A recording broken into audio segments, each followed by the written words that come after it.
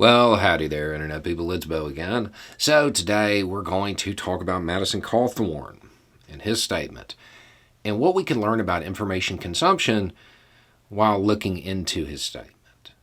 Because when he said what he said, he used a term, and immediately that term became the focus of article after article after article. People trying to shape a narrative.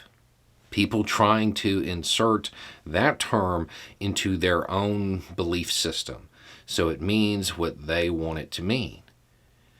And this happens a lot when there's a dynamic event that brings something new into the main political discussion or the main public consciousness. There is a habit of trying to fit it in so it doesn't disrupt the current narrative. They just want to plug it in somewhere. It would be great if there was a method of going into some dimension where that dynamic event didn't occur and then looking to find out what it meant there. And we're going to learn how to do that. It's actually really simple. You probably already know the tool exists, but you probably haven't used it.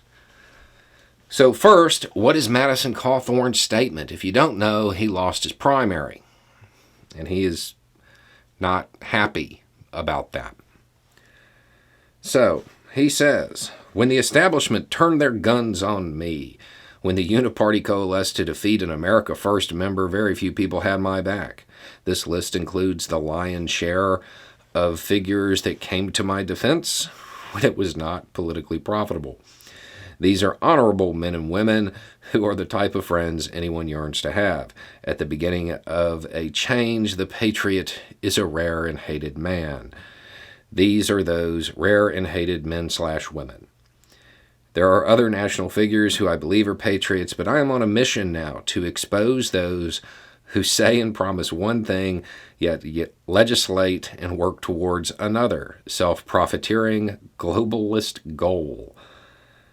The time for, I'm assuming this means genteel, but that's not what he typed, politics, as usual, has come to an end. It's time for the rise of the new right.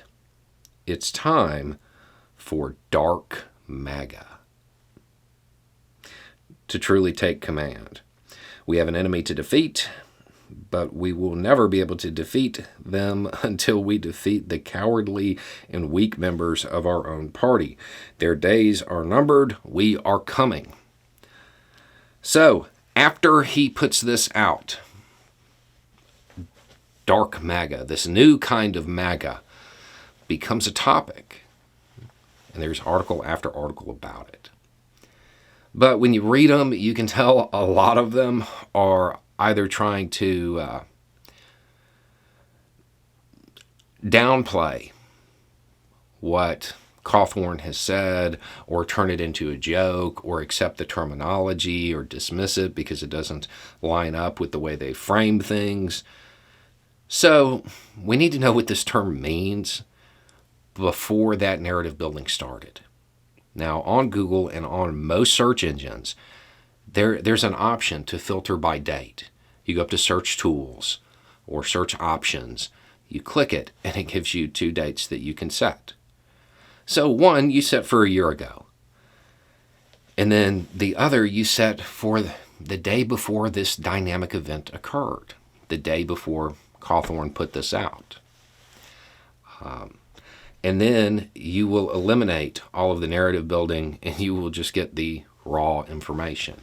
This is incredibly useful if you really want to get a handle on things before story building got involved. This is how you do it. In this case, there's a bunch of information. I will put a link to a Newsweek article about dark MAGA down below. It's from April. For those who are frequent viewers of the channel, you know how rare it is for me to actually link something. Go read it. That's what it is. If you don't want to go read it, it's fascism. That's what it is. It's using that imagery to promote that authoritarian, vengeful return of former President Trump.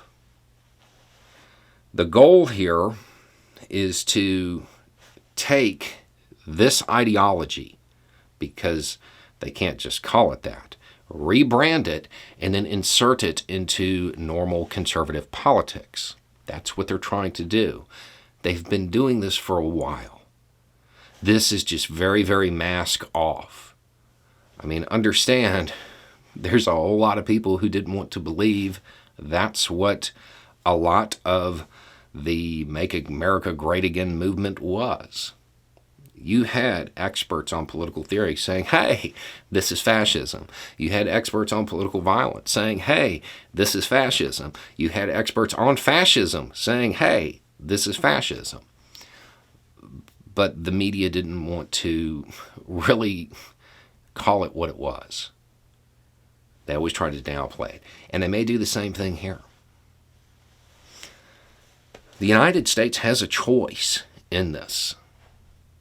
One of the options that is being offered through political discussion right now is fascism.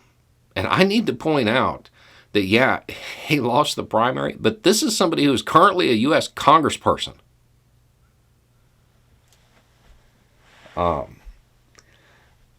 This little technique of filtering out the results, the most recent results, is incredibly useful at times. You can go back, you can see how this meme movement developed, and it started back in January. And there have been people who have been watching it for a while and identifying what it is because of the imagery that's used in it. And basically, for some people, it's a joke. For some people, it is very much a joke. But for others, it's not. It's a method to insert this particular brand of authoritarian governance into American society. This isn't something that the media should try to downplay, because it is very open. I don't think using the terminology that they want you to use is a good idea. When you see this, just call it what it is. It's fascism. Anyway, it's just a thought. Y'all have a good day.